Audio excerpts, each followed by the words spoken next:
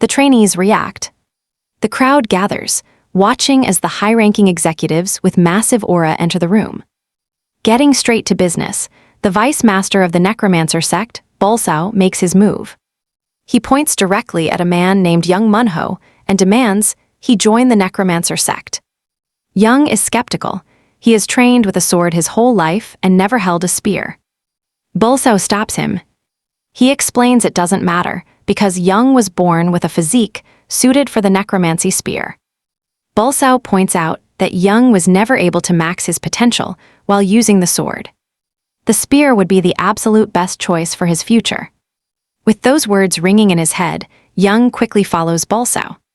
Once Bolsao is finished, another old man, Jock Johan, decides to step up to the stage. This man is the ruthless vice master of the infamous Hellish Blood Castle. Surprisingly, Jock calls upon Jinha to join the Hellish sect, leaving the dude completely shocked. Jinha cannot believe that Jock Johan is seriously calling on someone like him. Since he was a child, he was known as a genius of the sword. Joining the Hellish Blood Castle means becoming a master of deadly poisons instead. Jock explains that the most terrifying poison in the world is actually a poisonous heart. He reveals what happened before the third trial even started. Jinha used a girl from the Hellish Castle Marshal Office to kill all the other trainees. After she failed, he ended her life to ensure she would stay silent forever. Jinha immediately cuts in to defend himself, saying the girl was the one who offered first. However, Jock isn't blaming him at all. He appreciates that Jinha is willing to kill many people to achieve goals. Jock warns Jinha that he cannot succeed in the Murim if he thinks swordsmanship is his only path. Jock successfully convinces Jinha that his true talent lies with poison, not the blade. After seeing how Unsul handled the sword after just starting to learn, Jinha is convinced that he might truly lack the talent for swordsmanship. He makes up his mind to head to the Hellish Castle, and Jock gladly takes him. Just then, the strongest swordsman in the demon path, Y Hyakin, steps forward to make his pick. Y is the most respected powerhouse and hails from the Fire Rain Sword sect. Even Unsul can feel the crushing pressure from Y. Everyone else is on their toes, absolutely eager to see who he is going to pick. Y shocks the room when he calls out Unsul and tells him to follow. Y says he has heard a lot about Unsul lately. He is excited to see what Unsul can do, but as Y turns to leave, Unsul does the unthinkable. He fearlessly voices out that he is not interested in joining the Fire Rain Sword sect. Y's rage explodes. He cannot believe this rejection. A mere trainee just rejected an offer from a legendary demon master. The aura from his body immediately slams Unsul down onto his knees. Unsul manages to speak out, saying he has the right to reject any offer. Y asks where he plans to go instead. Unsul calmly says he would like the Wandering Beast Pavilion. This makes Y even angrier, since the Wandering Beast Pavilion is considered absolute trash. He believes that Unsul is intentionally trying to make fun of the Fire Rain sect. You and I can feel the tension as Y keeps the kid pinned. Now Unsul truly gets why this man is the demon path's ultimate monster. Suddenly, he feels a wave of relief. Sao has stepped in, shielding him from the absolute nightmare of Y's energy. Y's rage only boils higher. He can't believe some low-level pavilion master is actually defying him. The pressure spikes. Sao grinds his teeth, feeling the intense strain. His hand goes to his hilt. Everyone watching freezes. They are absolutely terrified. Is Sao really insane enough to draw against the strongest man alive? Y's voice turns cold. He warns Sao not to cross lines just because he's close to Jingek. A vice master realizes the trainees are all doomed here. One unsheathed blade, and every trainee here dies. Now look at this, he knows he has to step in and fast. Y's blade is inches from being drawn. The vice master moves, pushing the sword back down while speaking with total, forced calm. This is Dan Cheyenne, a high-ranking member of the Wandering Beast sect. He begs Y to let this slide, just for him. The other elders chime in, urging Y to show some restraint. Y finally makes a choice. Finally, he allows the wandering beast sect to take him. Sawa whispers to Unsol, "We need to move before he reconsiders." Unsol can still feel that murderous intent.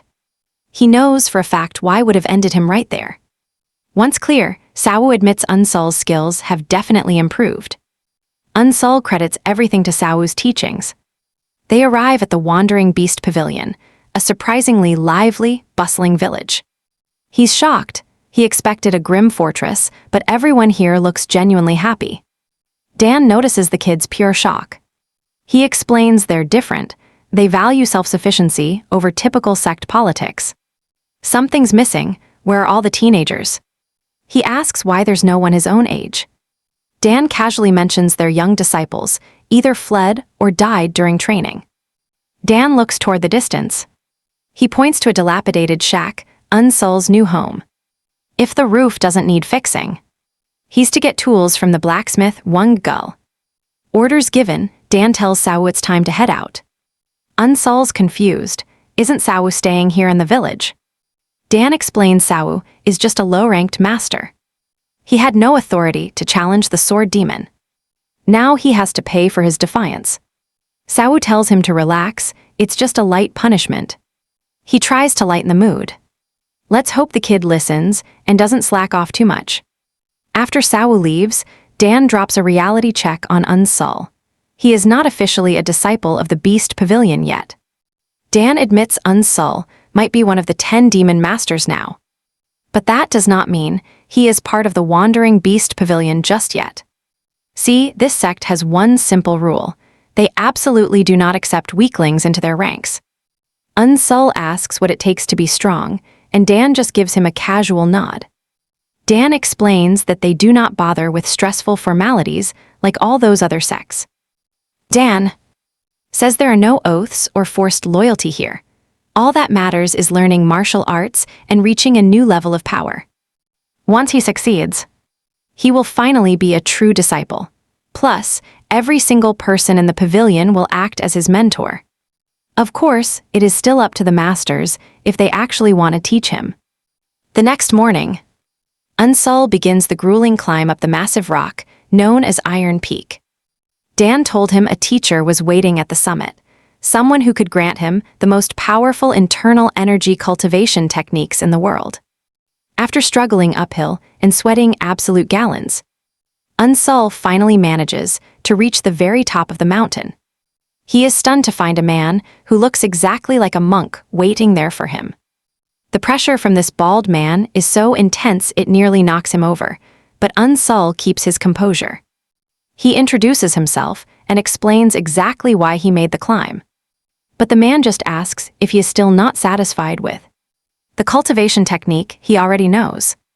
Unsol is totally confused, but the monk reveals that massive amounts of true Kai are flowing from his body. He says the energy is so vast, it looks like Unsol has been training since he was a kid. Unsol quickly tries to explain, saying he has been a mortician his whole life and never once touched a cultivation technique.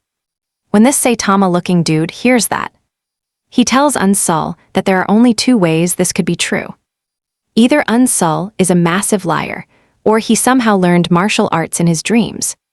Desperate to prove himself, Unsol tells the man he is telling the truth and can be tested. This definitely piques the man's curiosity. So he asks if he can just destroy all that true Kai right now. Unsol bravely says yes. The bald master takes a closer look at Unsol's body, and he is shocked to find the boy is literally overflowing with pure, true Kai. But it is not circulating. Somehow, he gathered energy into his danshin without ever using a single formal technique. The bald monk cannot believe this kind of phenomenon is even possible. And he suddenly grabs Unsol by the collar, demanding to know who taught him how to collect energy. Unsol is lost, so he has to ask the bald master what he is even talking about. The master then asks if anyone ever taught him how to calm his mind or breathe in the past. Unsol suddenly remembers the breathing technique his grandfather taught him years ago, so the man tells him to demonstrate it right then and there. Unsol gets into his stance and starts the special breathing exercise. But the bald master is completely floored. because Unsul is performing the entire technique while standing perfectly upright. After watching him closely, he tells Unsul to stop and asks again if his grandfather really taught him that. Unsul confirms this, explaining he learned it back when he and his grandfather played dead. Turns out, it was the best way to survive inside a coffin. But the bald guy drops a truth bomb. This technique isn't just for breathing. It is actually the perfect way to gather true Kai.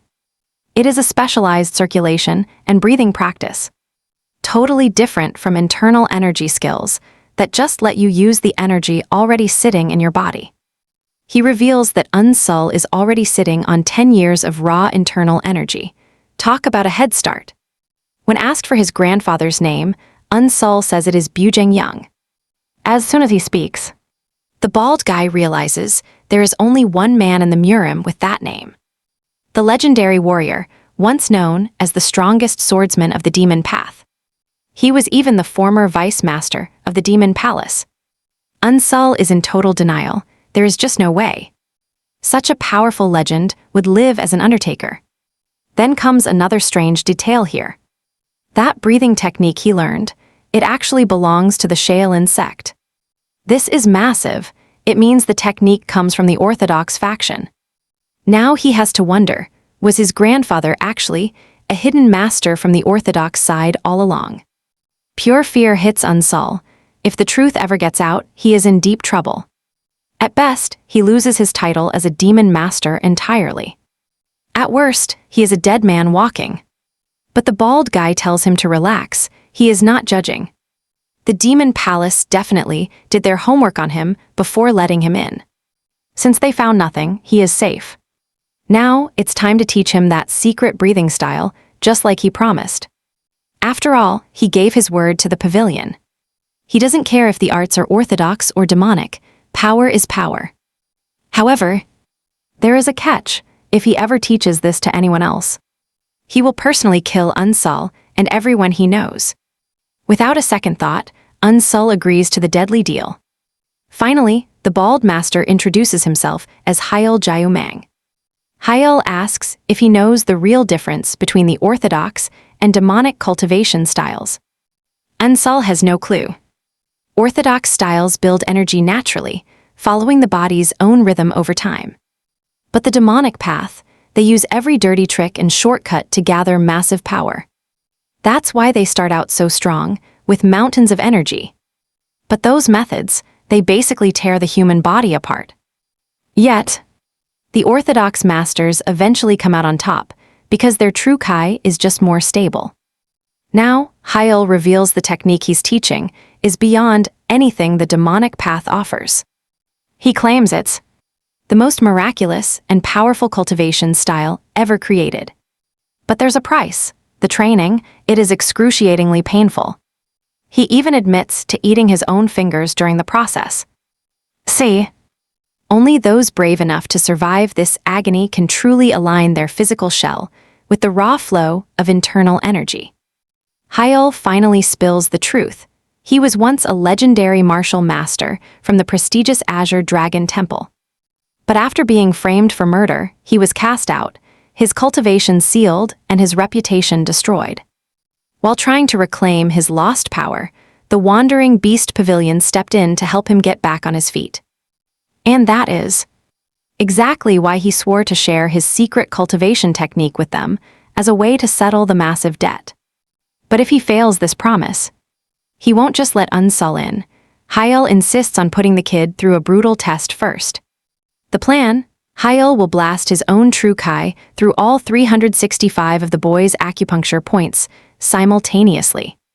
It is a high-stakes purge designed to clear his meridians and prep his body for the real training.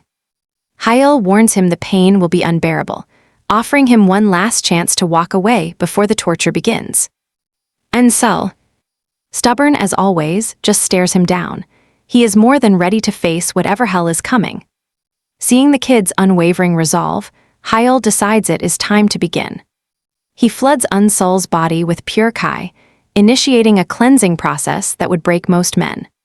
But then, something impossible happens, something Hyul has never witnessed in all his years of mastery.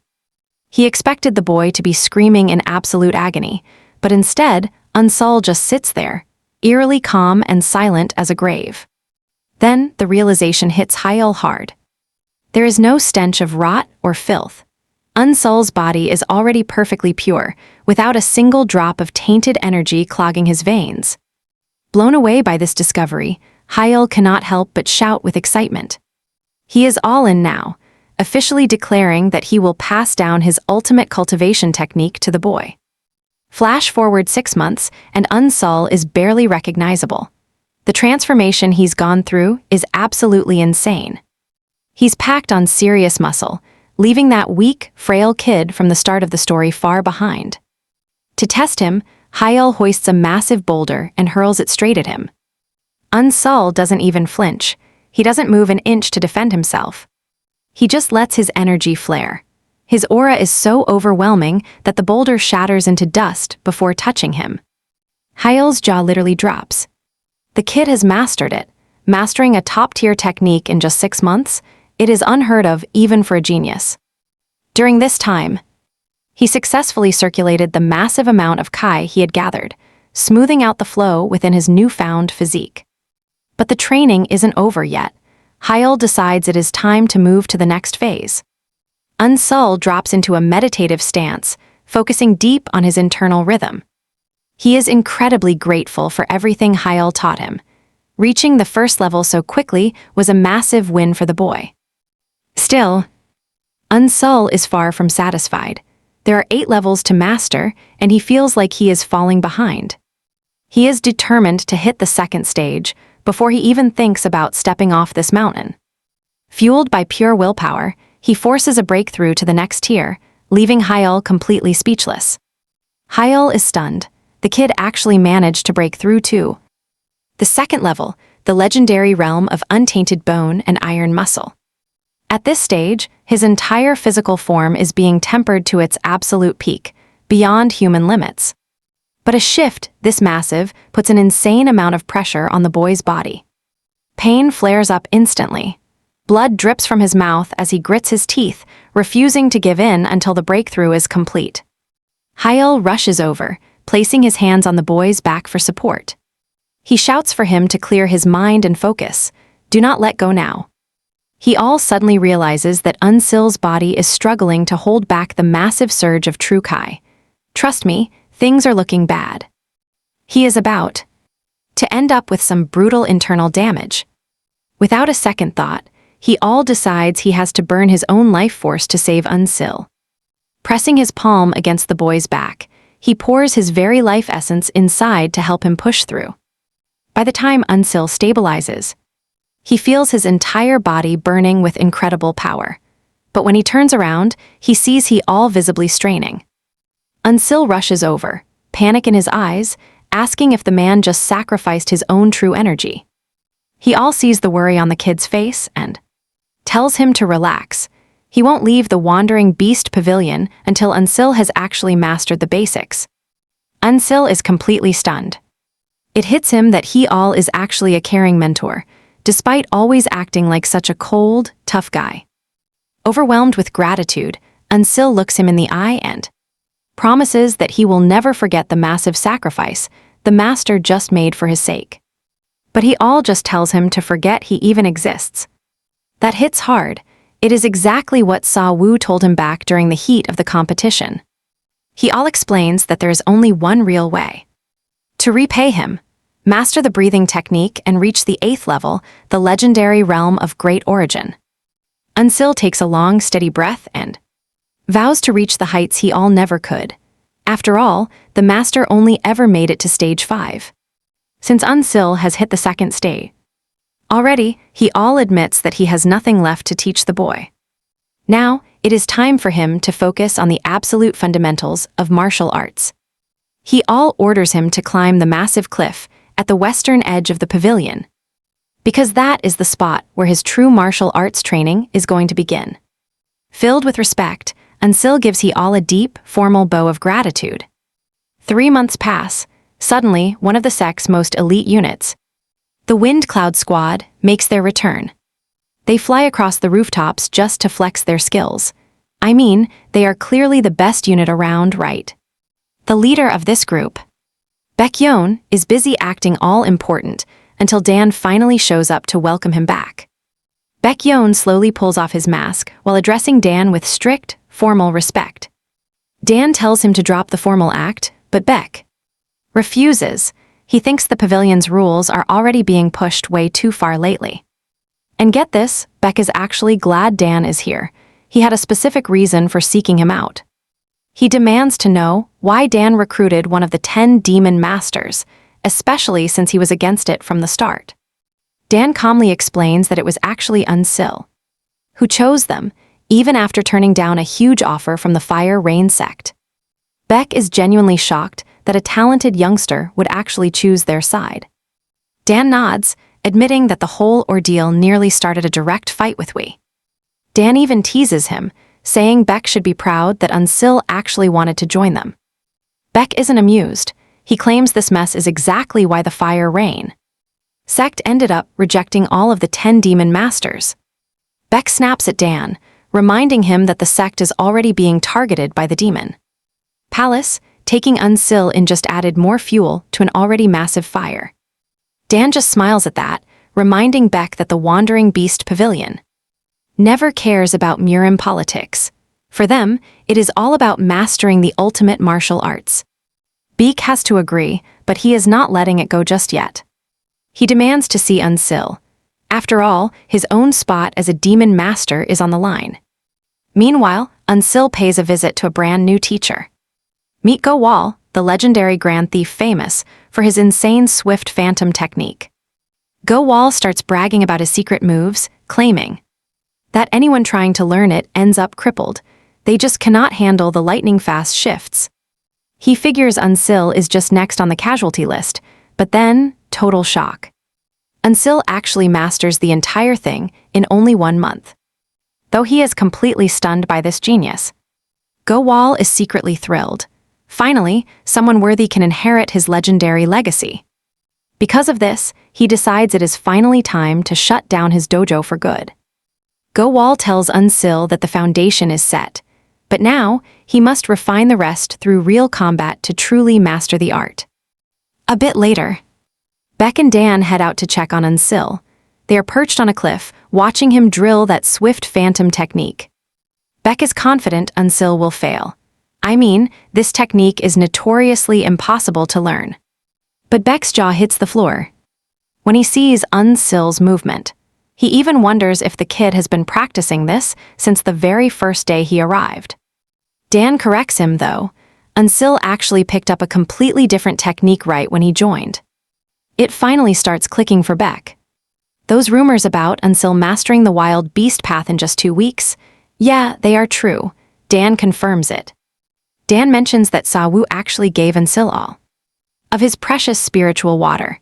He thinks that is the secret to how Unsil opened his transcendental nerves so early. Baek isn't buying it. Spiritual water alone would not be enough to master a technique this complex.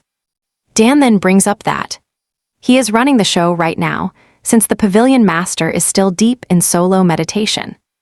Baek points out that the 10 demonic sects are all having major issues with the way this 10 demon masters situation has played out so far. Turns out, the whole point of the 10 demon masters program was to raise monsters capable of wiping out the orthodox masters.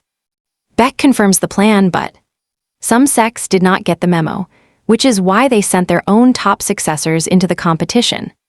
Dan doesn't think that should be a problem, but Baek warns him that a massive issue has already cropped up because of it. It turns out Kang Morian, the only son of the White Demon Temple's leader, ended up dead because of Unsil. Dan doesn't feel any pity at all. He thinks it is just a skill issue, since they were all well aware of the risks going in. Baek adds that it is not just the White Demon Temple. The Fire Rain sect is also absolutely furious and wanting Unsil's head. And get this, they are livid that Unsil used their secret unrivaled lightning and thunder technique when he is not even part of their sect. They have been demanding some serious disciplinary action for this. Even Xiang got punished and was stripped of his high-ranking position because of it. Dan is shocked they are still trying to go after Unsil, especially since they already punished the man who actually taught him the moves. Beck then reveals their real plan. They want to put Unsil to the test and see if he is, proving he is truly qualified to be one of the 10 demon masters. If he fails to prove his worth, he will be stripped of the right to use that sword forever. The two are still in the middle of their talk when Unsil suddenly leaps over to join them. Dan praises him for his growth in training before introducing him to Beck. Unsil offers a respectful bow as always, but Beck immediately gets straight to the point. He wastes no time saying there is something he needs to discuss with Unsil. Dan tries to stop him, insisting there is no use telling Unsil about this. But Unsil cuts in, stating he is ready to take responsibility for everything that happened because of him. That is when they realize Unsil has been listening to their discussion the whole time. Unsil apologizes for being forward, revealing he used the Kai vibration mind eye of the wandering beast. Beck is left in shock, asking if he managed to maintain that focus while using his movement techniques. Unsil confirms this, explaining that he simply followed the vibrations on the water surface. Beck is floored, but Dan is already getting used to Unsil's weird and incredible talents. Happy to have a genius among them, Beck suggests they put all their faith in him. Dan is horrified to hear Beck's plan to send Unsil to the Demon Palace for the test. He knows the people there are actually plotting to kill the young warrior. Beck argues the palace just wants to appease the White Demon Temple leader, not kill Unsil. That is exactly why they chose the Demon Palace as the test site instead of the temple or the sword sect. Beck warns Dan that things will only get worse if he continues to reject the request. While the two argue, Unsil cuts in and declares that he is ready to go. He points out that since they want to look good, killing him would only backfire. Besides, Unsil is a proud disciple of the Wandering Beast Pavilion and won't avoid any fight. He refuses to run from any challenge that comes his way. Beck agrees, telling Dan this is the only way to avoid being bothered in the future. Dan finds himself backed into a corner and is finally forced to agree. However, he tells Unsil that if he manages to pass this difficult trial, he must force those aggrieved sects to promise to overlook everything from the past. With the plan set, Unsil heads to the Demon Palace and stops at the gate. He realizes that things have changed drastically since the first time he walked through these same gates. An attendant leads him to the Grand Hall, informing him a new guide will follow. Once he steps inside, he will be met by the person in charge of his next steps. Unsil stares directly into the Grand Hall of the Demon Palace, the center of all administrative and political matters. It is essentially the strategist's pavilion of the Alliance, and it is where he must finally prove he is truly worthy. Unsil enters the hall and is introduced to the Grand Master, Beek Jongchen. The moment Jongchen sets his eyes on Unsil, he praises his chi, having heard many great things about the young man's power. Jongchen asks Unsil if he knows why he is here, and about the rift between the 10 demonic sects. Unsil is forced to ask if the Demon Palace and the sects are truly separate entities. Hearing this question, Jongchen realizes the pavilion never explained the situation to Unsil. He explains that the Demon Palace is a union of demonic path sects, which include the 10 demonic houses. They are tied together, yet aren't a single entity. Usually, a sect leader takes charge, but the former palace master was an outsider, meaning not everyone is happy with how things are run. Not all demonic paths are actually loyal to the palace. Unsil finally gets it. These groups are just partners, and many of these demonic path sects secretly despise the Demon Palace and its authority. Jongchen drops a bombshell. The 10 demon masters' plan was a complete ruse. It was about raising killers to stop the orthodox masters. Simply put, the entire competition was a plot to assassinate the orthodox Murim leaders. Apparently, the sects hated the plan, but the palace forced their hand. They had no choice but to offer up their own disciples. However, since many died, Unseal has put the palace in a very tight spot. Zhangchen reveals he invited Unseal just to punish him. He asks if Unseal knows, and our hero simply says yes. Impressed by his resolve, Zhangchen decides it is finally time for the real talk. Zhangchen says the White Demon Temple and Fire Sect favor him. He gets entry into the 10,000 Demonic Truth Pavilion. It is a hall of ancient archives. He hands over a golden plaque for entry. There are 3 floors inside. The plaque opens the first floor, the lowest level. It holds 25,000 different books. This gives Unseal a huge advantage. They grant this because his success is unlikely. They want to avoid any rumors about them being unfair. The exam is simple: survive 5 hits from a master. He must endure 5 attacks from a master chosen by the temple. Zhangchen mentions the head instructor. Resigned to help Unseal. Asked why, he simply said you will see soon. He is eager to see what that meant. Plaque in hand, Unseal enters the lobby and meets Jingak. Unseal is stunned to find Jingak standing there in the Demon Palace. Jingak explains his deep roots and influence inside the Grand Hall. Turns out, he was assisting on Hell Island while filling in for the Grand Hall Master, who was missing during the heat of the competition. Then, Jingak notices the token held in Unseal's hand, wondering if he is heading to the Truth Pavilion for his big exam. Unseal nods. Since Unseal was his former student, Jingak offers one vital piece of wisdom. He warns that the martial world is a cold, dangerous place, and kindness never comes without a hidden price or motive. He explains that every gesture hides a scheme or an ill intention. Once he has finished his warning, Jingak tells Unseal that he is counting on him to find opportunity within the danger. He drops a cryptic line about trees growing from their roots, pure martial parables. Unseal offers his thanks, and Jin makes it clear he is rooting for his success. Shortly after, he stands before the massive 10,000 Demonic Truth Pavilion. We can practically feel its scale. He enters. This is no ordinary library. He is floored to realize every single one of the books on these endless shelves contains a high-level martial arts technique. But after searching for a bit, Unseal realizes this place is actually a trap. The room is packed with forbidden arts, but there is a catch. He cannot possibly master any of these in just one single day. If he even tries, he will only waste his precious time, which is exactly what his enemies are hoping for in the end. Realizing the Fire Rain Sect and White Demon Temple are trying to break his concentration, Unseal knows he must stay absolutely unshakable and focused. At that moment, Jingak's words about roots and trees flash through his mind, and the hidden meaning finally clicks. He moves.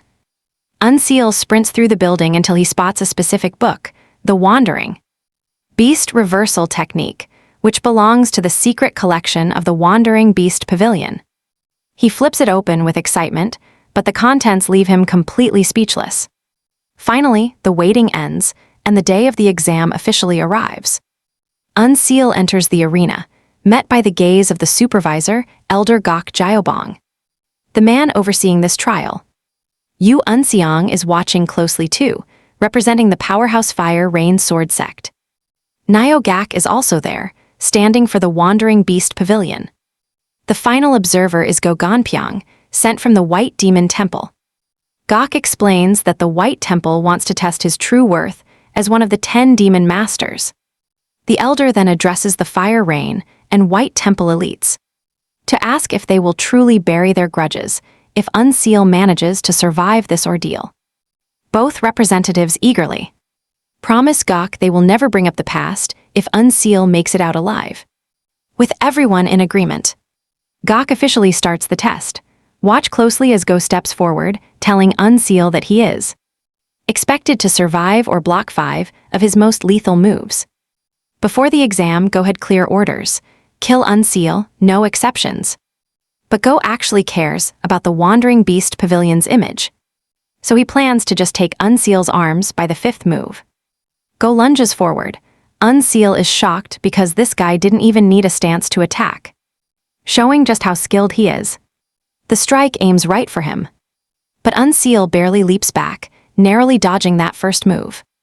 Without a second of rest, Go presses the attack. And suddenly, Unseal is surrounded by a web of branching strikes, forcing him to sprint across the arena just to stay alive. Go is genuinely impressed.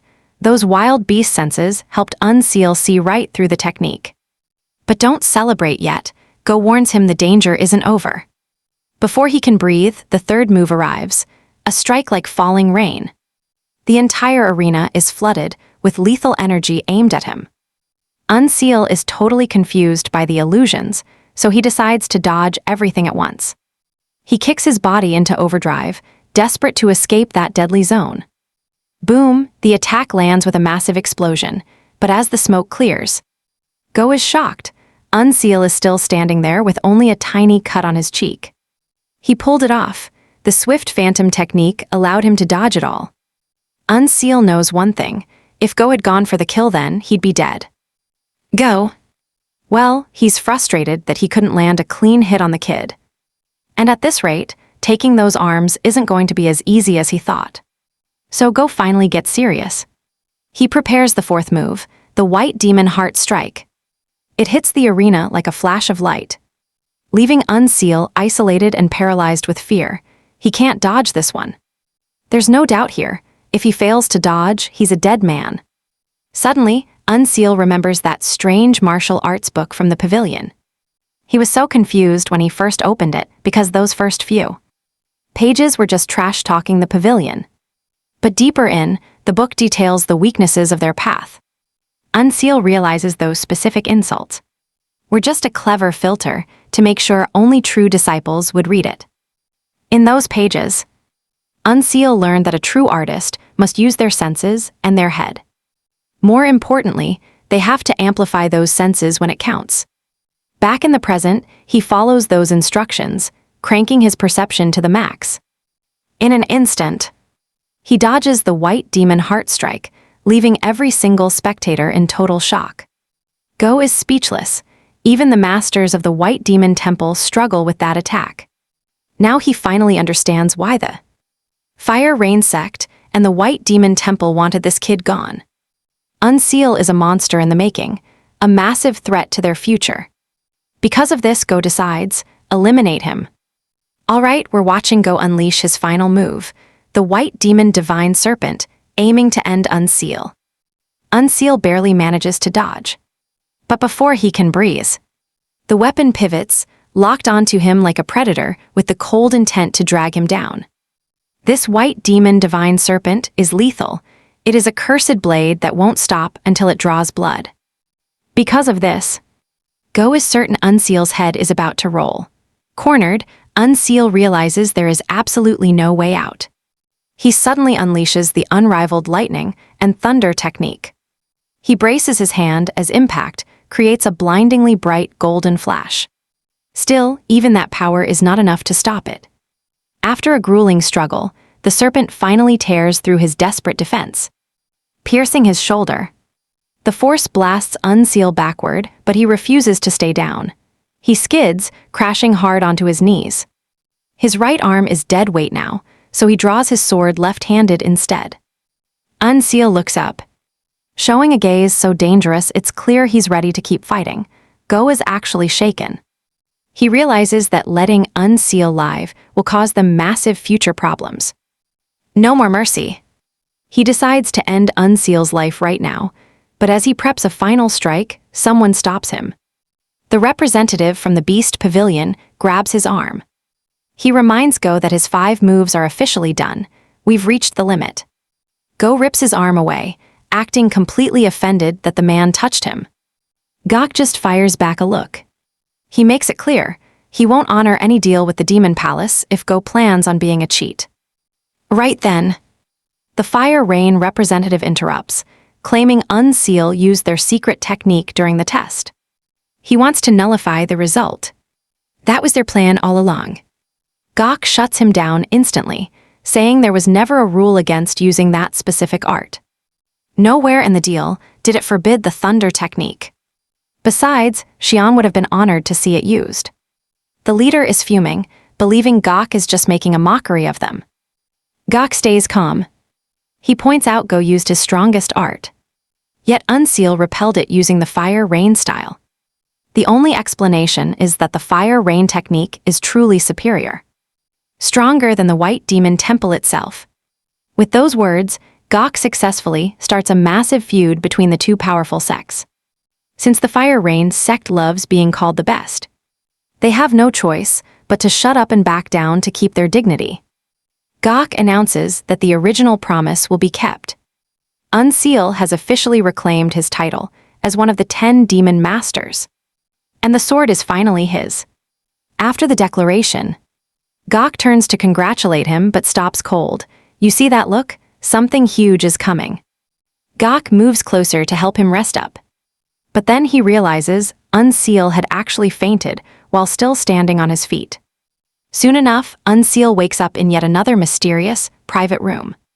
He is shocked. Why does he keep waking up in these exclusive, high-class rooms? Then the test comes to mind. He is worried that he might have failed. He can only imagine the dark consequences of failing a test like that.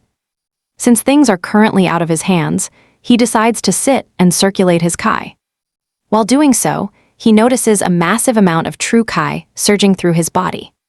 He remembers Hyo's words. He has 10 years' worth of true Kai in his system. Apparently, this Kai becomes accessible only once his acupoints are fully activated and open. And from the intense energy he feels building up inside, he is certain the test has finally forced his acupoints to activate. Before he even knows it, Unseal reaches the 3rd level of reverse polarity cultivation. This is the powerful realm that grants total invulnerability to both fire and water. He is right in the middle of this when an attendant enters the room, informing him he is currently in the Demon Gathering Pavilion. Basically, this is the private residence where the Elder Pavilion Master lives. Unseal is stunned. He fully expected to be in a medicinal hall, not the Elder's home. Not the Elder Pavilion. Unseal starts trembling because he knows just how legendary and terrifying the Elder Pavilion truly is. The Master here is known as the Blood Demon. He is one of the 3 demons and 3 venerables sitting at the peak of martial arts. The attendant introduces herself as Jinseal to the clearly shaken boy. She explains the elder has asked her to bring Unseal to the inner hall. Hearing this makes Unseal even more concerned about what is coming next. She lets him know that the great elder is already waiting for him in the inner hall. On the way, they walk through a beautiful garden that leaves Unseal feeling completely mesmerized. Finally, he arrives at the inner hall where the legendary elder is waiting for him. The elder serves him tea, congratulating him for passing the intense test of the sects. The challenge from the Fire-Rain sect and the White Demon Temple. Unseal thanks the great elder for his unexpected kindness. After drinking the tea, the elder asks him how the flavor actually tastes to him. Unseal admits honestly that he knows nothing about the tea business, so he cannot describe how the drink feels. The elder wants to learn more about him, but first, he introduces himself as Jok Bong. Unseal. He is left in total awe. He cannot believe he is sitting before the demon who slaughtered countless orthodox martial masters while sweeping through the entire Jianghu. Unseal realizes he might not have recognized the old man without hearing the stories before this.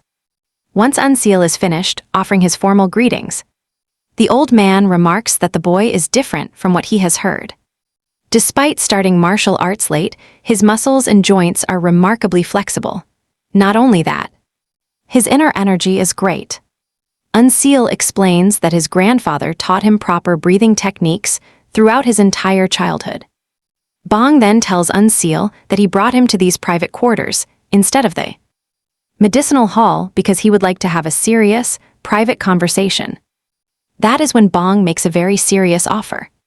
Bong tells Unseal, once the training at the Wandering Beast Pavilion is finished, report straight to the Demon Palace headquarters. Bong explains that while the pavilion belongs to the demonic sects, their whole system works on a completely different level. Bong lets him know that in 3 years' time, things will change. Bong is planning to meet the palace master and personally induct Unseal into the elite Dark Heaven squad. This is massive because the Dark Heaven unit is top tier, rivaling the Heaven Slaying and Soul Annihilation squads. Bong says that once he joins the Dark Heaven squad, his path to becoming a high-ranking official is already guaranteed.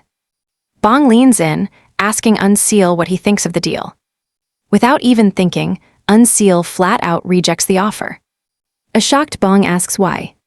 Unseal calmly explains that learning the pavilion's martial arts requires him to risk his life. If a top position is guaranteed before he even starts, he will become complacent. Bong erupts into laughter, saying he absolutely loves that answer. He says Unseal has the true spirit of a martial artist. But just by laughing, Bong releases raw energy so intense that Unseal's internal organs start twisting.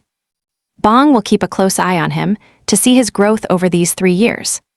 He tells the boy that they will meet again very soon. Unseal realizes he is being dismissed by the powerful elder.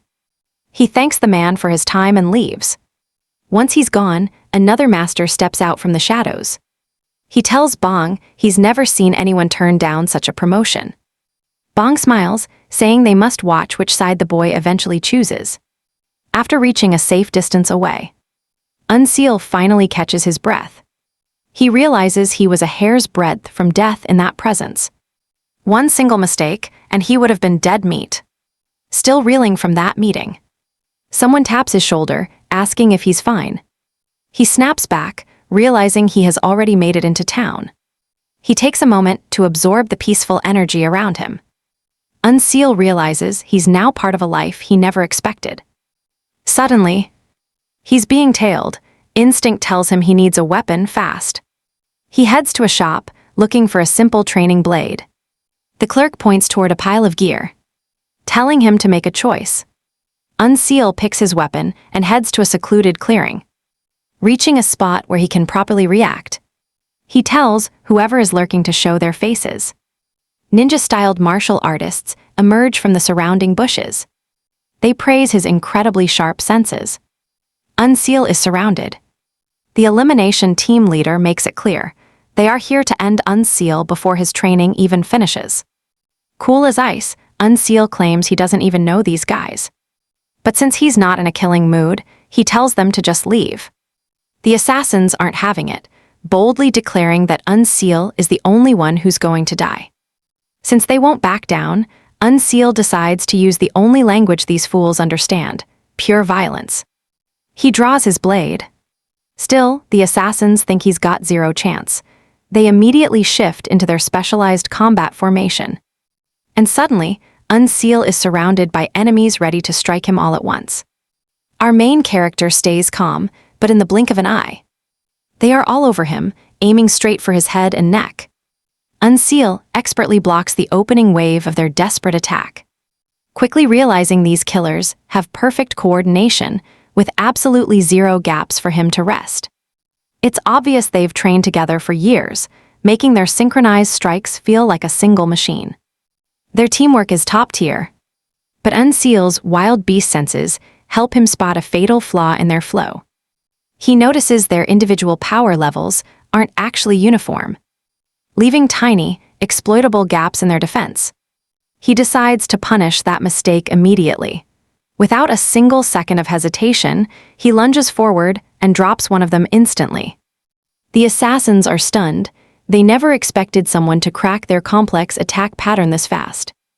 Honestly, being from the Wudang sect, they believed their secret patterns were way beyond some outsiders' reach. Now they're wondering if the Demon Palace actually taught their masters how to dismantle these legendary orthodox formations. Refusing to admit defeat, the leader screams for his men to switch over to their third formation. Little do they know, Unseal isn't tracking their patterns at all. He's just hunting the weakest link. They charge again, but it's the same result. Unseal carves through 2 more guys like butter. Panic starts to set in. They didn't think Unseal possessed such high-level sword techniques. But then, Unseal clarifies things. He tells them he isn't even using fancy martial arts. What they're seeing is simply his raw, desperate struggle just to stay alive.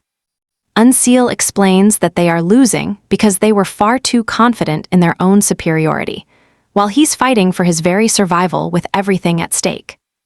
Then, the elimination team's leader begins to tremble. He's always lived with the belief that he was the predator, but Unseal has completely flipped the script. The hunters have become the prey, and now Unseal is the one doing the hunting. Seeing that Unseal is a monster they never should have provoked. One assassin suggests they retreat and regroup. This absolutely enrages his own partner, who strikes him down, yelling that he's a coward who has no honor. Unseal just watches, asking the leader if honor really matters more than his own life. Defending his pride, the leader claims they don't use swords for selfish glory like the demonic sect. He insists they fight for honor alone, and that's what finally makes Unseal truly angry. He remembers his dead father in that coffin, and he begins tearing through the assassins even harder. Unseal moves with such insane speed that the leader only realizes it after he and his team are finished. All right, the assassin hits the deck hard and starts ranting about how Unseal is a total monster now. He spews bitter curses about seeing Unseal in the afterlife. But Unseal couldn't care less. He is the one standing, and they are not. It hits Unseal. Even away from Hell Island, the killing never stops. A grim reminder that he is still trapped in a cycle of pure violence. There really is no escape for him. But he is not worried. This blood is just the price he pays for walking the path of vengeance. Suddenly, a carriage rolls up to the carnage. Beck steps out, looking pretty impressed with the mess Unseal made here. Unseal is shocked. How did Beck find him? Beck just claps his shoulder, dismissing the kid's confusion with a smirk. Finding him, honestly, that was the easy part for Beck. Beck walks over to a body and realizes they have a massive mess on their hands. For now, he decides they should head back to the Wandering Beast Pavilion. Back home, Dan is all smiles for Unseal. He is proud. He heard the news, and he knows that test was a total nightmare. Unseal agrees, mentioning he was actually treated at the Elder Pavilion Master's place. Both Beck and Dan freeze. The Elder Pavilion Master, that is heavy duty. But Dan finally realizes why the major sects accepted the results without a single argument. Unseal is confused. Is he important? He asks Dan straight up if that position is really a big deal. Dan breaks it down. The Demon Palace power is split 3 ways. Between the Palace Master, the Elder Pavilion, and the 10 demonic sects. Beck adds that the Elder Pavilion is loaded with power from the previous generation's martial masters. Plus, there is more. The master, Jock Bong, has been building his own secret shadow army. Dan tells Unseal he did so well that Bong himself wanted to meet the new kid. Now Unseal finally gets it. This guy is a literal titan. Dan asks if there is anything else to report about the trip.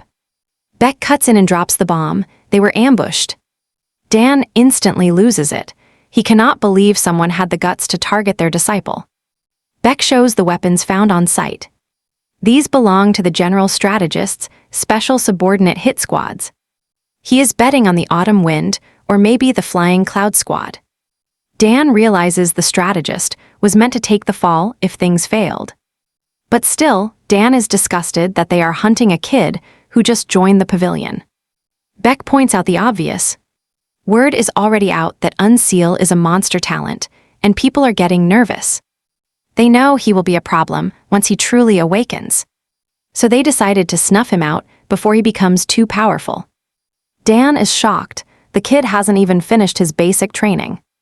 Yet the sects, the pavilion, and even the alliance.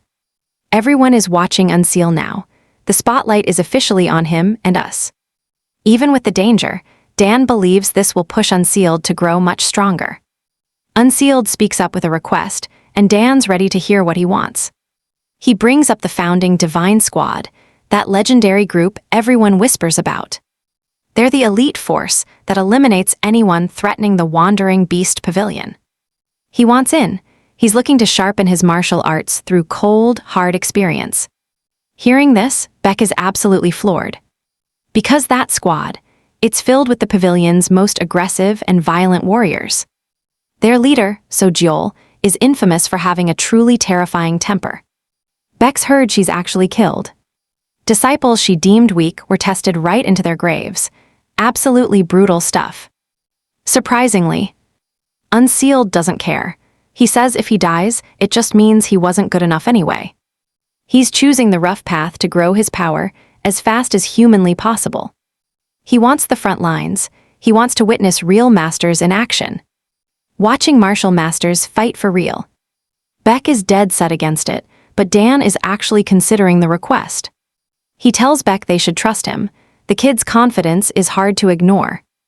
Apparently, the squad's next mission is to Wind Thunder Valley. Dan believes it's the perfect chance for Unsealed to prove himself as a temporary member. Beck still wants to keep arguing. But he eventually backs down. Dan's mind is clearly made up on this one. Reluctantly, he agrees to go and deliver the news to Joel herself. Later at the Thousand Success Inn, Beck tells Joel about Dan's plan to add Unsealed to her team. She's stunned, absolutely shocked. She shuts it down instantly. She's a warrior, not some low-level babysitter. Beck stands his ground. This is a direct order from the Vice Pavilion Master. Joel fumes, wanting to storm over and reject the decision right to Dan's face. But then Beck pulls out the big guns, the Heavenly Wolf plaque. The undeniable symbol of the Vice Pavilion Master. Joel knows what this means. Frustrated, she can only smash the table in rage. Beck tells Joel she's got the wrong idea. This kid already conquered trials at the Fire Rain Sword Sect and the White Demon Temple. Even with Beck's confidence, Joel still thinks both he and Dan have it all wrong. However, she'll take Unsealed, but only because she wants to personally test if he's actually worthy of becoming their disciple. Now Wind Thunder Valley, they're a sect born from pure heresy. They train through body modification and raw strength physique arts. It's truly twisted. Because of this, they practice human trafficking. It's why nobody, orthodox or not, wants anything to do with their kind. They have survived this long because their home is a God-gifted fortress that's nearly impossible to breach. That's exactly why the founding Divine Squad is so hesitant about this mission.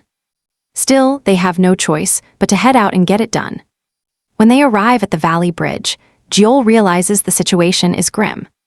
Looking across, she sees it's even worse than any of them anticipated. A teammate points out the real issue they're facing. The wind is just too powerful for anyone to cross safely. Plus, there are guards waiting on the far side. One wrong move and those guards will drop the bridge instantly. Joel can't believe how impossible this mission is turning out. To make it worse, she's still babysitting Unsealed.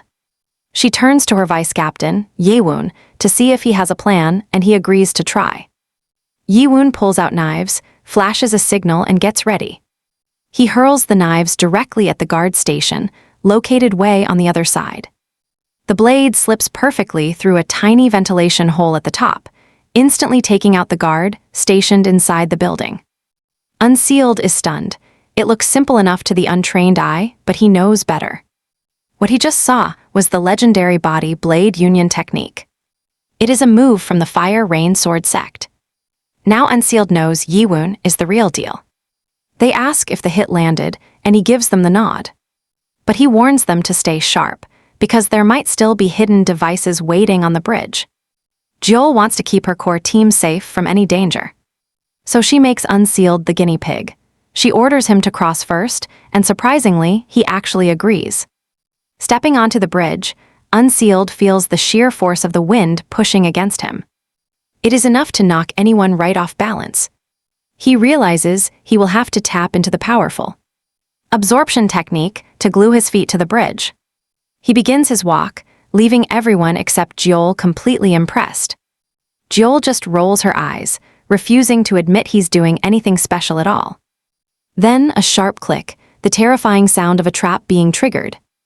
A hidden device at the far end suddenly fires straight at Unsealed. He is caught in a deadly spot. Keeping his cool, Unsealed jumps high to avoid the incoming projectiles. Then he does the absolute impossible, performing a double jump midair by using his own leg as a springboard to push himself upward.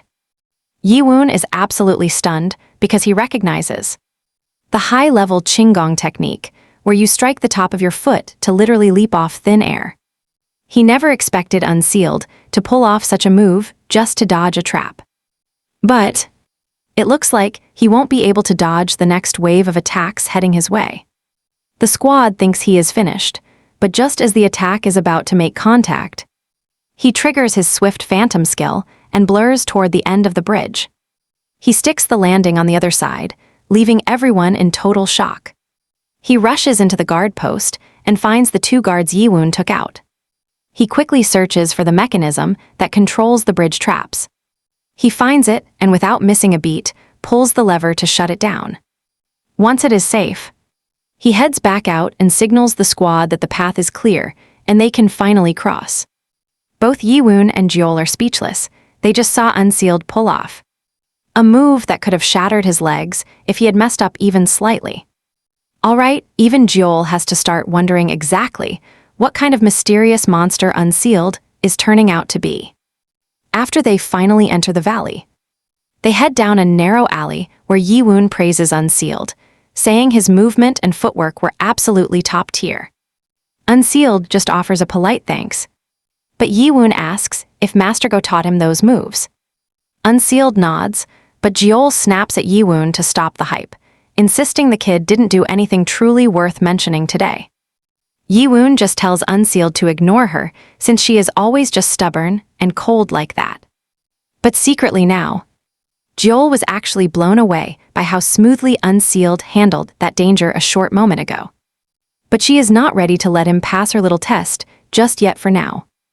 Honestly, she is still desperate to prove that Unsealed is nothing but trash. They soon reach a lake, and Jeol dives straight in without saying a single word to anyone. Unsealed is left standing there, looking completely lost. He eventually has to pull a squad member aside to ask what is even happening.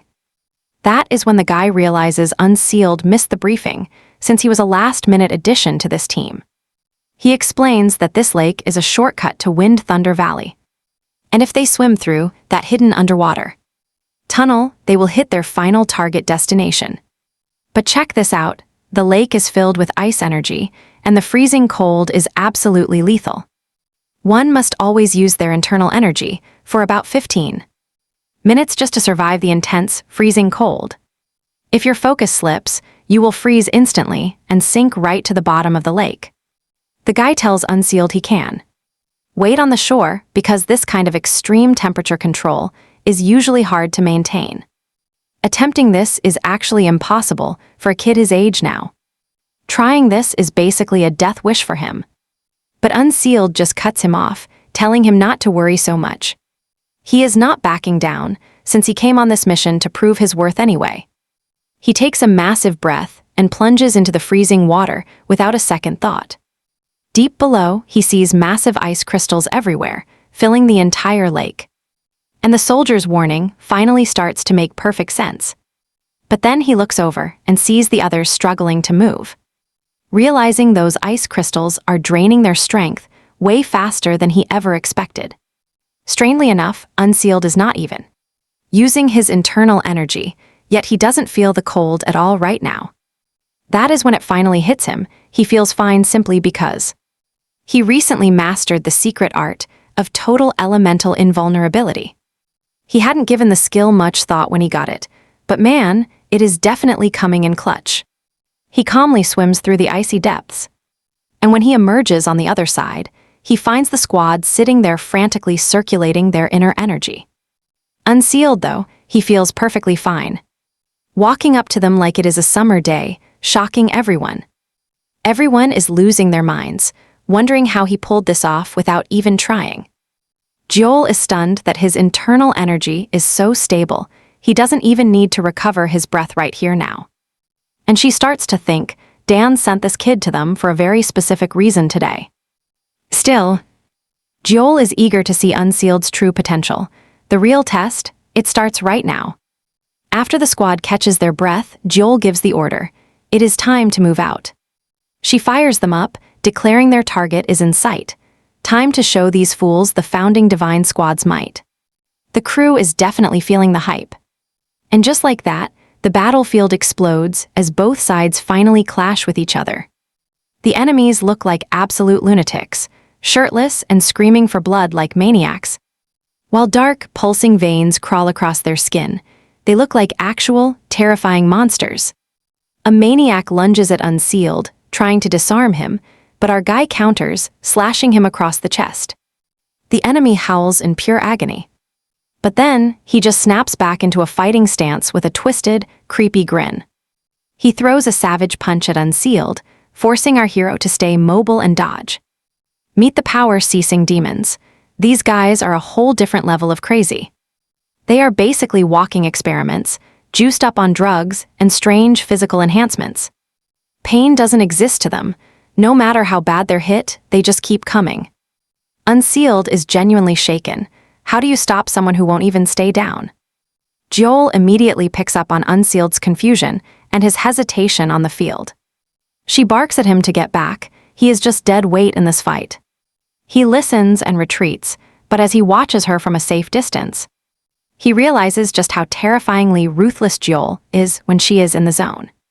It finally clicks. He is here to learn from these masters in a real, deadly situation. So right then and there, he makes a big choice. He will watch every single move, studying his seniors' techniques until he can steal and make them his own. While he's distracted taking notes, an enemy charges straight for his head. But Unsealed just focuses on pure evasion. He figures it is better to play it safe and stay neutral. His squad is already winning, and he doesn't want to mess up their rhythm. To him, this is the perfect opportunity to study the founding Divine Squad and absorb their incredible battle secrets.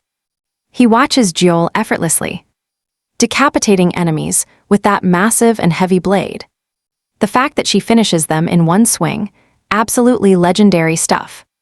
But something's off. This isn't a standard blade technique. It's something much more complex than that.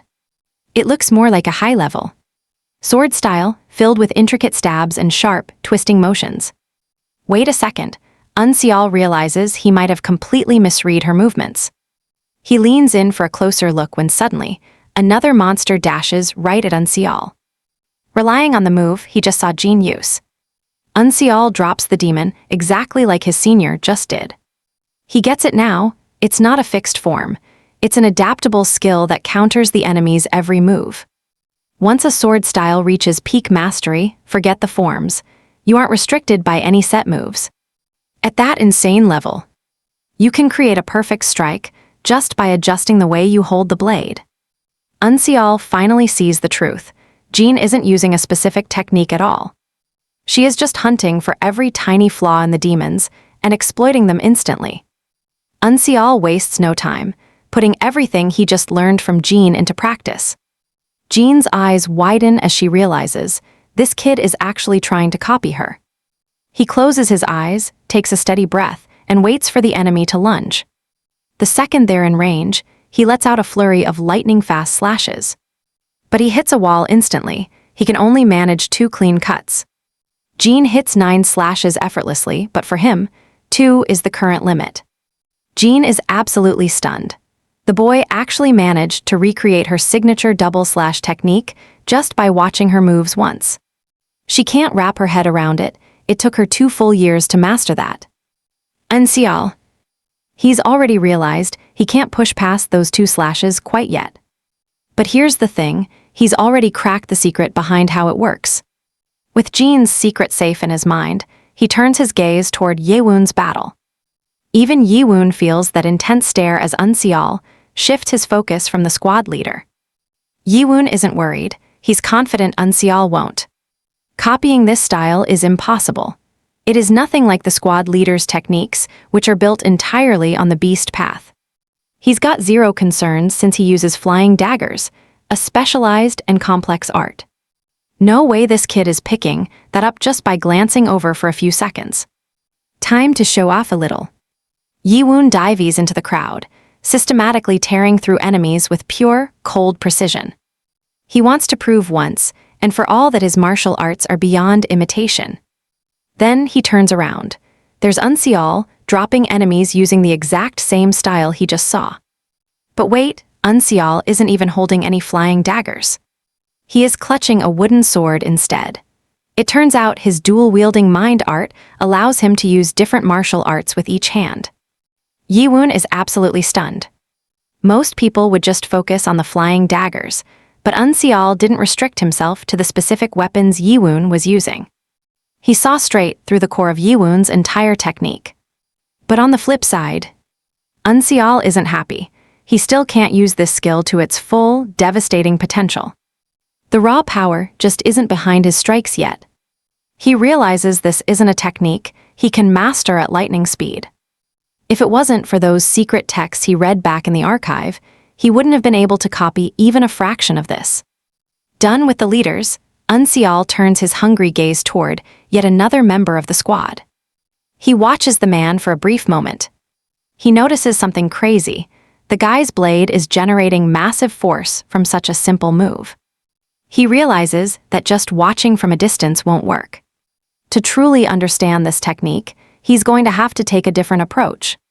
He walks right up to the enemy's fresh corpse to examine it, feeling for the impact. The squad member is left totally confused. What is this kid doing in a literal war zone? Moments later, Unseal smirks. It's a wicked little grin. He's finally figured out the secret. Right then, an enemy appears behind him, ready to strike. The guy thinks Unseal is a sitting duck since his back is turned. That was a fatal mistake. Unseal drives his blade right into the man's head before casually carving him up like it was absolutely nothing. He's figured it out every time that squad member makes contact with an enemy. He is imbuing his blade with true Kai to maximize every ounce of force.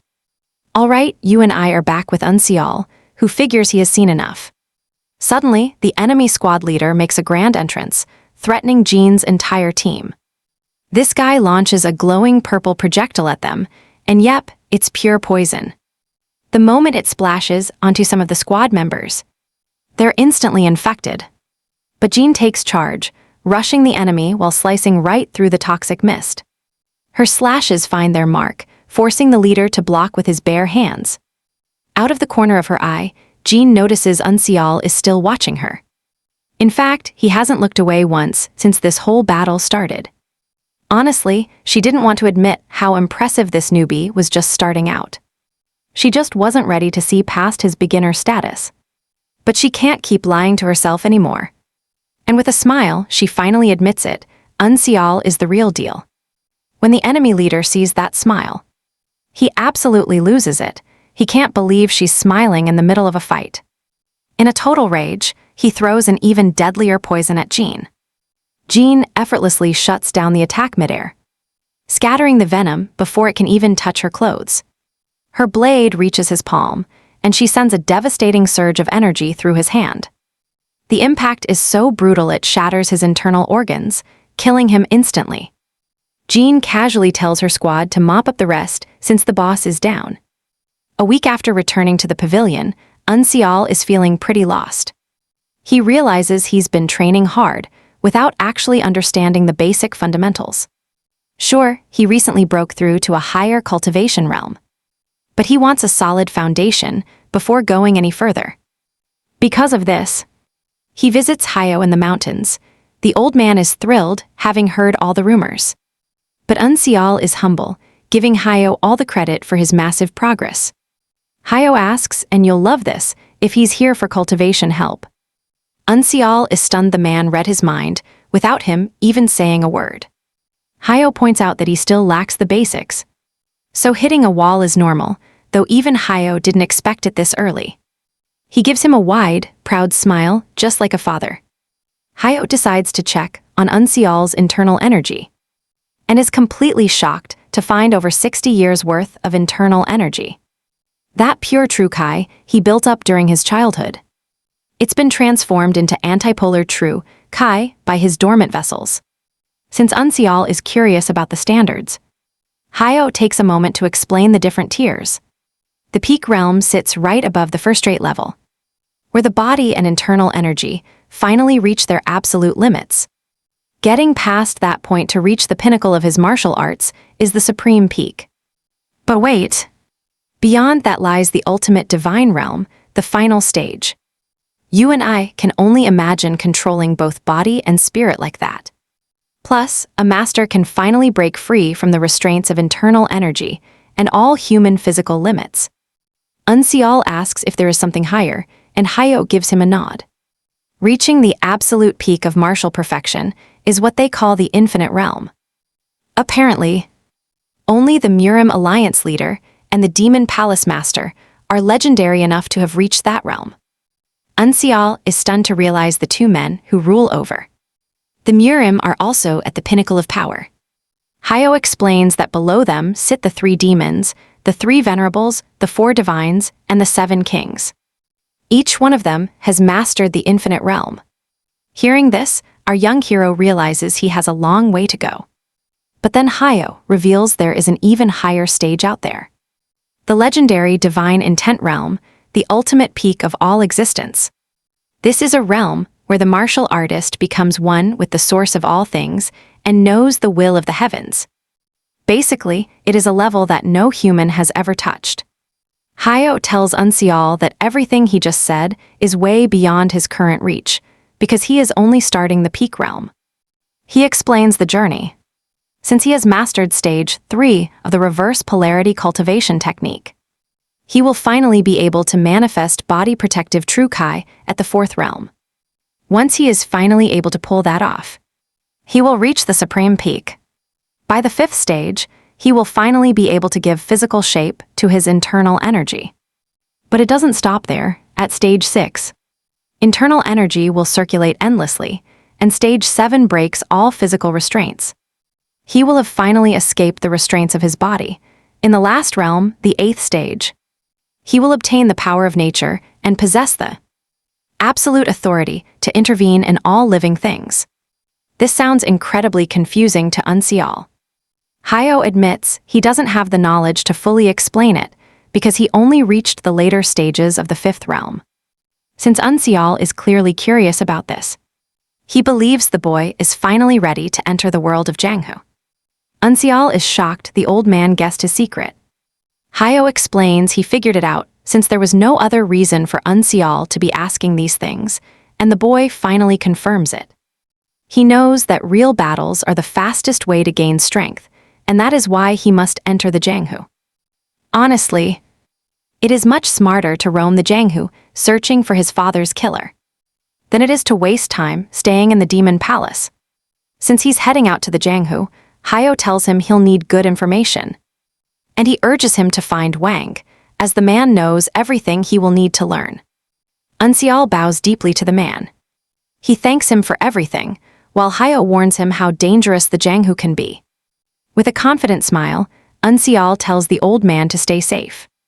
A bit later, he arrives at the blacksmith shop to find Wang Gull. Wang hands him a mysterious book, and when Unseal asks what it is, Wang says it holds everything he needs. As he flips it open, he's stunned to find it contains the entire political situation of the Janghu, along with details on every major sect. There is intel on the most famous warriors here. Every detail about the 10 demon masters is right here in these pages. Unseal is floored. This is way too much detail for just any regular blacksmith to have on hand. He starts wondering how Wang even knows all this. Wang promises him that this book holds every single answer he will ever need to stay safe. But get this, he tells him to burn it immediately after. Unseal realizes this man is key to everything, so he drops a very specific question. That one question gets them both to sit down and talk. Wang is truly shocked that Unseal wants to learn the secret of manipulating bones and muscles so effortlessly. To strike upward and take out both hands of a target with terrifying precision. He even asks about using lethal poisons and hidden weapons that rot the flesh instantly. Wang is seriously impressed. Someone using hidden weapons and poison while being an expert swordsman, that is rare. Then, Wang reveals that this mystery person might actually be a high-level spy hiding in the underworld. Unseal's jaw drops at this news. Wang is basically saying the killer is not from the demonic path at all. Wang confirms it. The killer used those specific techniques just to stay hidden. since he does not actually belong to the demonic path world. It hits Yoon hard. He has to watch out for the good guys now too. The orthodox martial artists might be hiding something, especially since the killer left fake trails. Now Yoon is left wondering how he will ever find him. Right then, Wang comes out and makes him a serious proposal. After talking more, Yoon heads to Dan's office. He tells him he is finally ready to go out into the real world. Dan is stunned. He asks if the time spent with the founding Divine Squad just was not enough.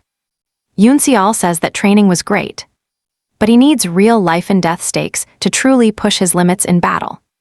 Real-world combat to truly master his martial arts.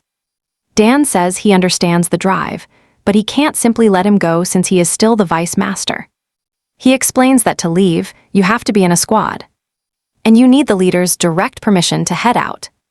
Yoon already knows this. He wants to join the Salvation Squad. Dan just loses it immediately. He asks how he even knows that squad exists. He admits he heard it from Wang, who was the one who suggested he join them in the first place. They are the brutal squad handling assassinations, kidnappings, and high-level theft. They basically handle the dirty work the Demon Palace won't officially touch or acknowledge. Wang is sure it is the perfect chance for him to get what he wants. Yoon realizes this is the best way to track the killer. Danger is the only way to get real intel. This life and death path will force him to reach new heights of power. Dan yells that he simply cannot approve the request, but Yoon makes it clear he knows exactly what this squad does. Basically, the moment he joins them, his identity is gone forever. He will have to risk his life for every single mission. Dan confirms it. This squad handles all the dirty work for the Demon Palace. To join, you have to erase your name and affiliation, meaning no one can ever help you. He will be completely on his own out there, with zero backup. Dan warns him this squad is only for criminals or people who are desperate for a lot of money. Dan asks him once more if he is really sure, and Yoon confirms it. He needs to get stronger as fast as possible. If the Salvation Squad is the only path to power, he is ready to do whatever is necessary. He reminds Dan that the 10 demon masters are just tools used to wipe out the orthodox martial masters.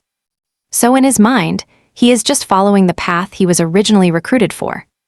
Dan can't help but agree. Most demonic sects would use their 10 demon masters as disposable pawns however they want to achieve their own selfish goals.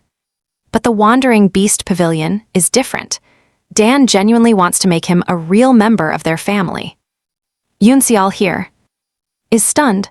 It finally hits him that Dan actually cares for him and is just worried about his safety. He tells Dan he understands the sentiment.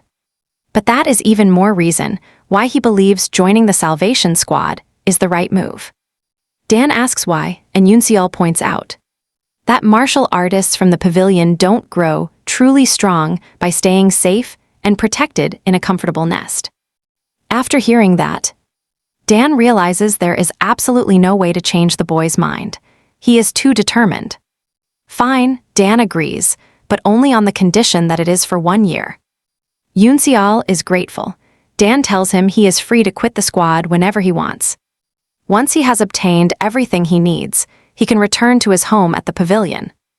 Dan then decides to share a final bit of wisdom before he enters the Jianghu. His current face, it is way too easy to recognize. He is definitely the most famous among the 10 demon masters, so hiding his identity is a must for survival. A bit later, Yoon heads into the city with a hat low over his head, looking totally different than usual. He notices that people are still whispering about him. It was a brilliant idea for Dan to change his looks before he left the pavilion grounds. Moments later, he arrives at the Salvation Squad's branch located in the city of Yuyang. He tries the doorbell, but with no response, he just lets himself into the building. It's disguised as a library. He starts wondering if he actually found the real Salvation Squad base or just some books. Then, an old man appears and asks him what he is looking for. Yoon tells him he is there to sell a book, and he pulls it out to show the old fellow. The man inspects the book and spots a very familiar sign hidden in the ink at the bottom corner. Right on cue. The old man tells Yoon-seol that his book is way too old and won't be worth much. Yoon-seol just wants to trade it for something else. The old man calls out for his assistant, Manhwa. Manhwa is told to show him the inventory. With a perfectly innocent smile, the assistant tells Yoon-seol to follow him inside. Once they are inside, Manhwa locks the door and his friendly mask completely disappears. Then, he introduces himself, explaining he's actually the one running the secret meeting. Since the Salvation Squad uses numbers for convenience, he decides to call Yoon-seol number 18. He hands over a book of missions, telling him to pick one while he explains all the dirty details. Yoon-seol finds a mission worth 500 nyang, but it has a weird third issue mark. What does this mean? Manhwa explains it's simply the number of times this specific job has been posted in the past. Basically, 2 people failed already. It sat untouched for so long that this is now the 3rd time it's been issued. Looking closer, Yoon-seol sees most jobs are just about stealing loot or spreading rumors. This is not what he's after. He wants a real fight to push his limits and get much stronger. So he keeps flipping through the book to find a real challenge. Suddenly, he spots a mission issued 9 times with a massive reward of 3,000 silver nyang. The target: eliminate the Vice Hall Master of the Blood Yin Cult Soul, Sparing Hall. Manhwa notices him eyeing the job and tells him not to get ahead of himself.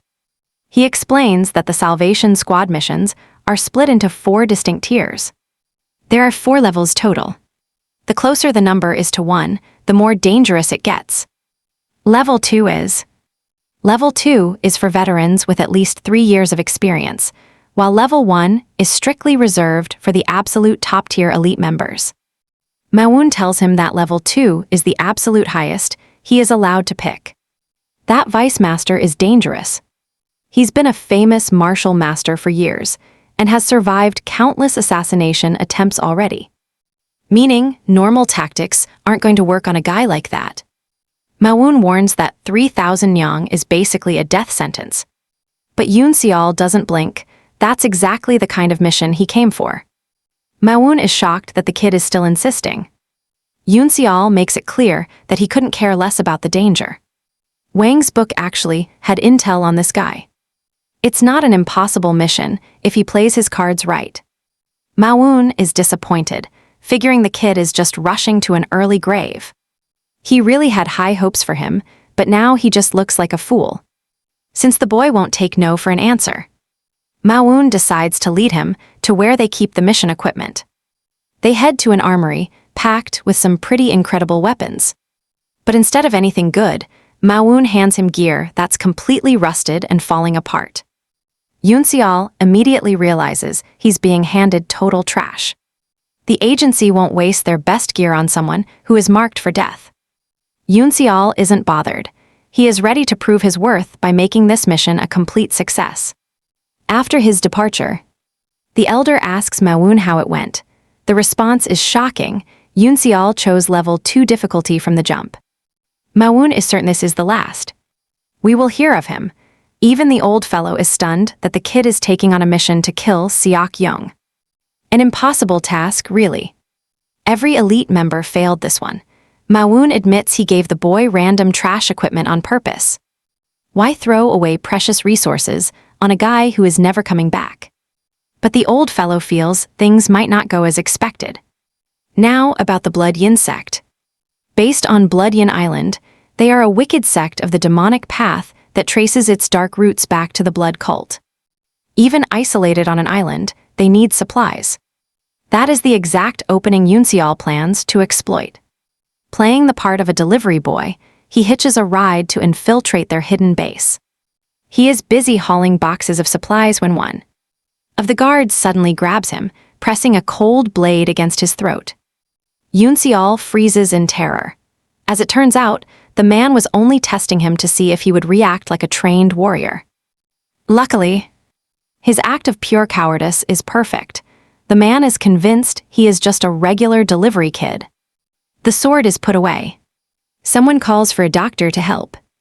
A medic rushes over to inspect the wound and starts stitching the cut on his neck. Yoon-seol groans as the needle works, and a few minutes later, the doctor finally pulls back. He says it was mostly surface bleeding. The cut wasn't deep, so after some stitches, he's good to go. Give it 7 days, and it will be fully closed. Alone in the cabin, Yoon-seol lets out a breath. That was way too close.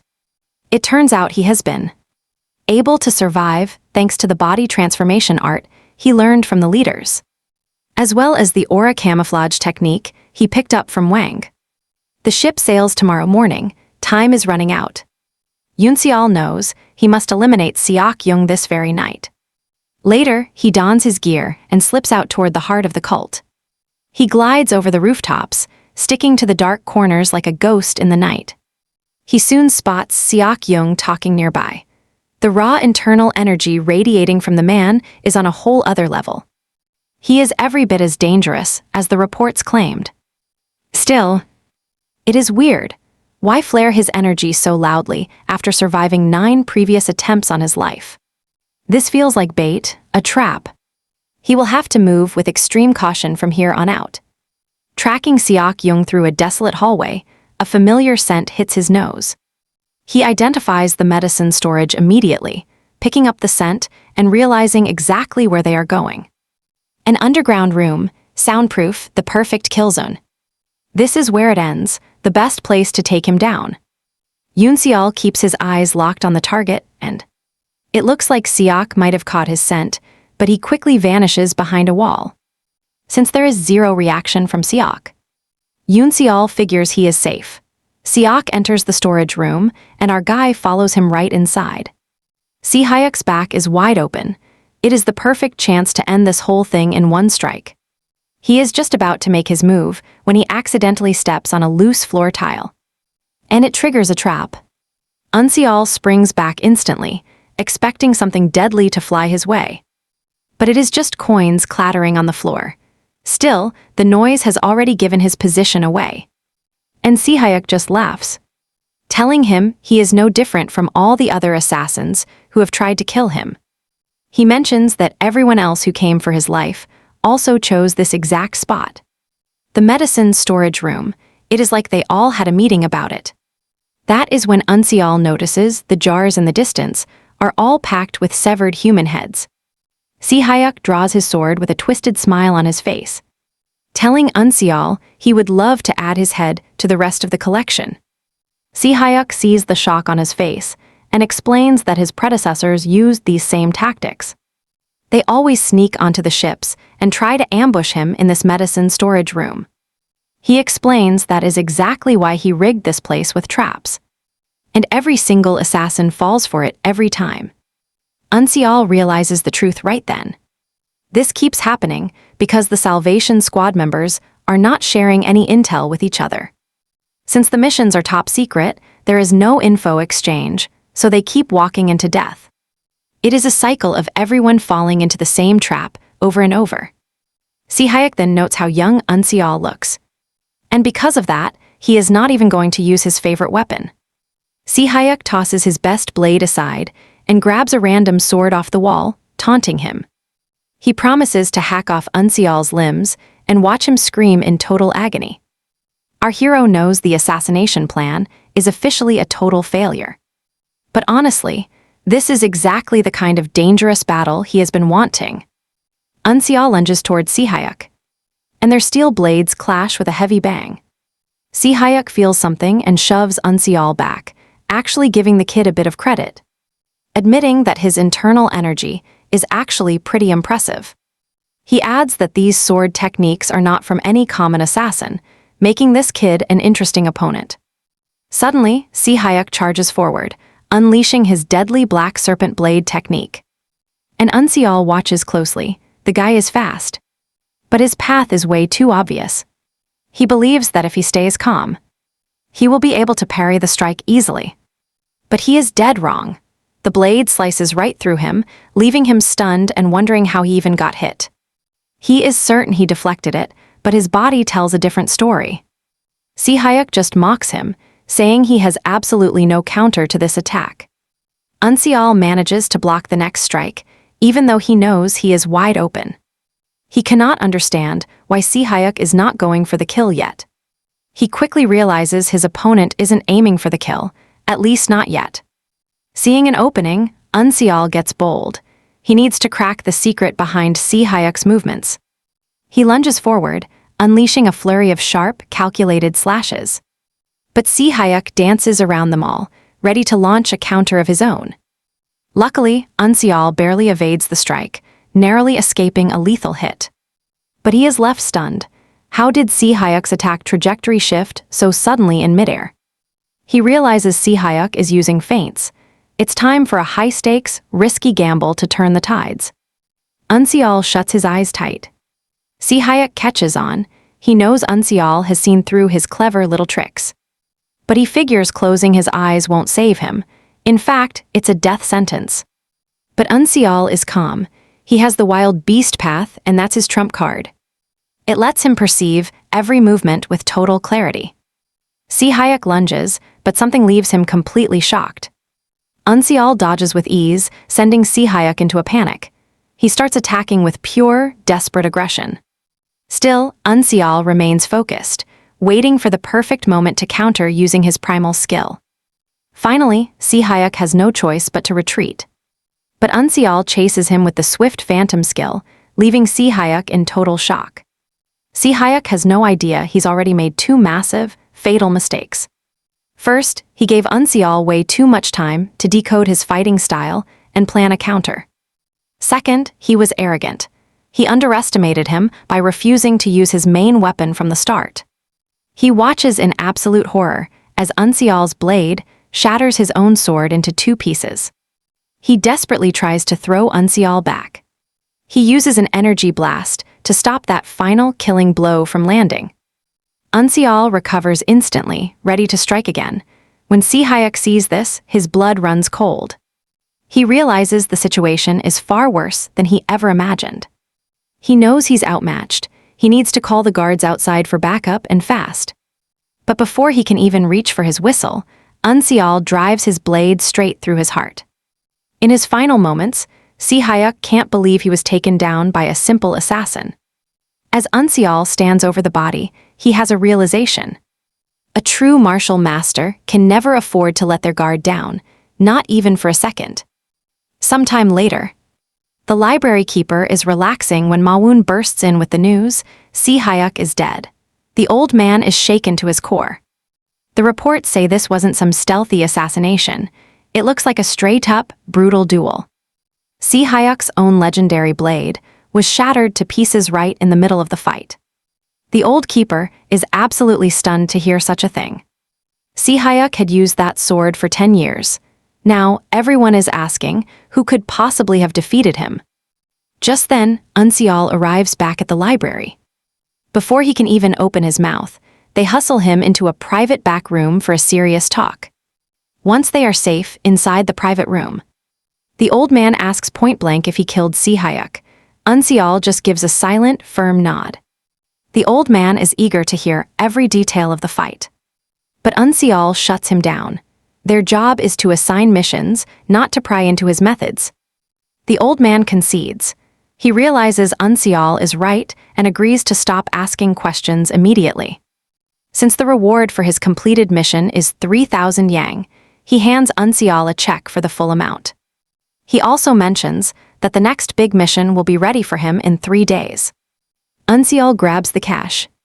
But he leaves one note behind. And when the old man looks confused, Unseal just tells him to grab a drink with the extra change.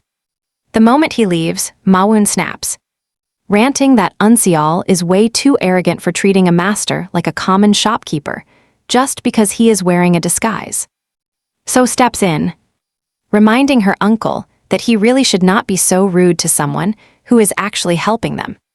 She asks Unseal if he is okay, and he just brushes it off, saying Wu is clearly skilled enough already.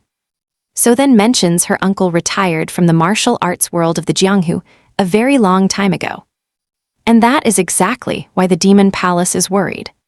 Wu, on the other hand, thinks there is absolutely nothing to fear. Finally, Unseal realizes why he was actually needed for this.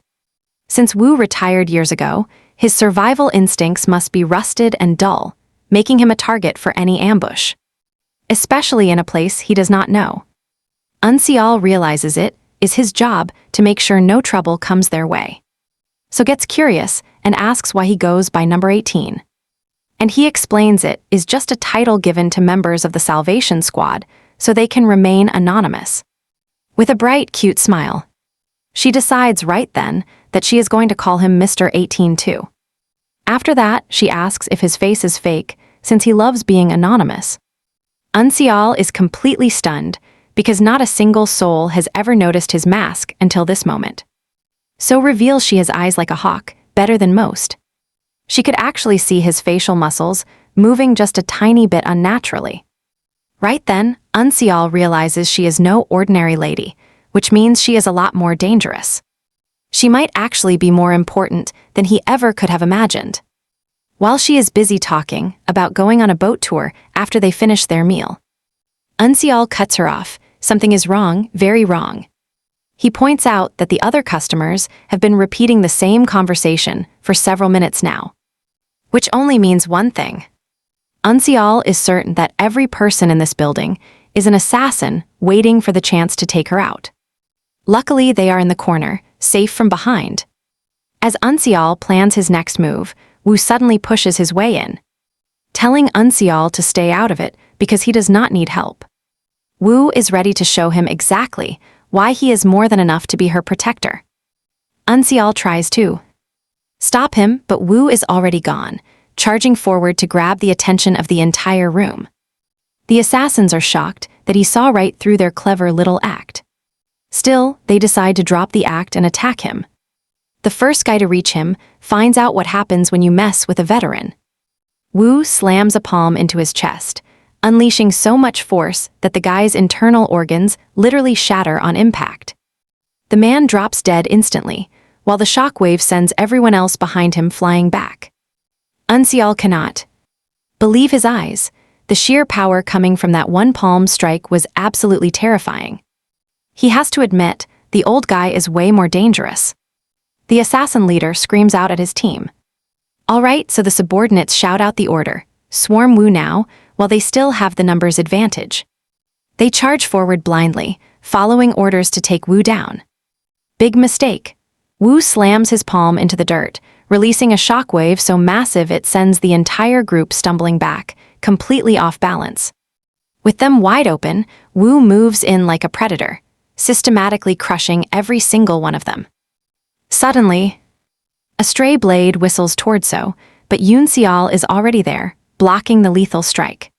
He knocks the weapon aside, sternly telling So to stay within 3 steps of his reach. She nods, and just in time, more assassins leap from the shadows, but Unseal doesn't move an inch. Soon after, Wu finishes his own cleanup and struts back to So, checking on her with that typical, overconfident swagger. She assures him she is safe, giving all the credit to Unseal's protection. Wu just scoffs, claiming the kid did absolutely nothing worth praising, and tells her to stop. Unseal doesn't take the bait. He asks Wu point-blank, "Are you here to actually protect So, or just to show off?" That hits a nerve, a furious Wu tells Unseal he is just an arrogant brat who has no right to speak to him like that. But then Wu looks around, finally noticing the pile of bodies Unseal dropped while he was busy elsewhere. He finally admits the kid might actually be worth something, offering a very reluctant compliment. He then suggests they head back to the inn immediately. But Unseal shuts that down, warning him that an ambush is likely already waiting there. He points out the inn is the most obvious target for another attack. So they should lay low until they figure out who is pulling the strings.